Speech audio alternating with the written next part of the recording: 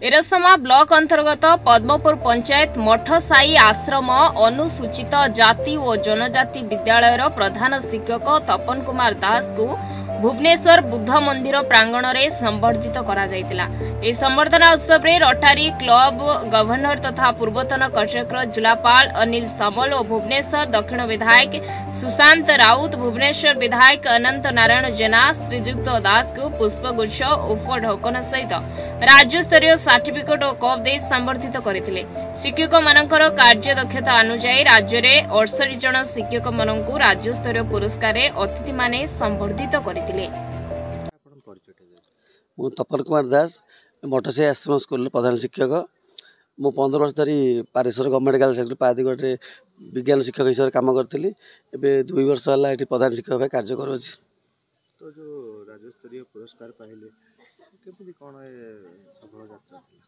मु 15 वर्ष धरी जो शिक्षा विज्ञान शिक्षक थी पारेश्वर स्कूल से मु स्टेट लेवल अवार्ड पाई आम विज्ञान मेलार एवं बहुत थर मु बहुत प्रोजेक्ट नहीं जापर आसिली ये पिले मोर कार्य दक्षता नहीं कि रोटरी क्लब तरफ मत पुरस्कार प्रदान कर खुशी लगे।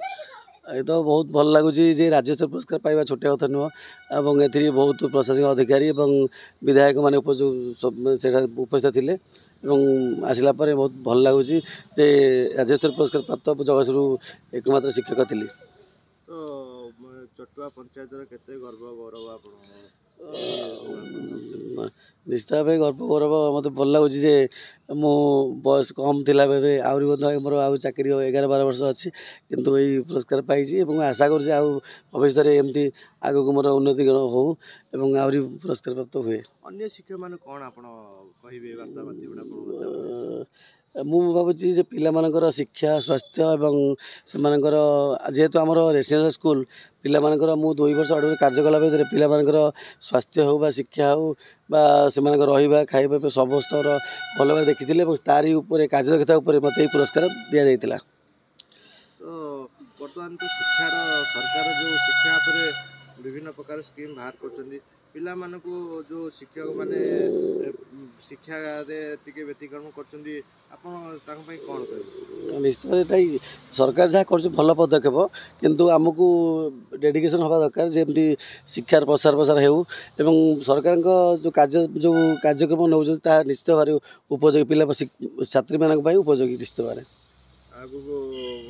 शिक्षार मानवबुद्धि हम निश्चित मानवबुद्धि हम सरकार काली गोटे निष्पत्ति नहीं आउ पे जो शिक्षापी आउ 1 घंटा बुद्धि करा नियम कर निश्चित भाव भल पदक्षेप। एरसमारू अंशुमान मिश्रଙ୍କ रिपोर्ट न्यूज 8 ओडिया।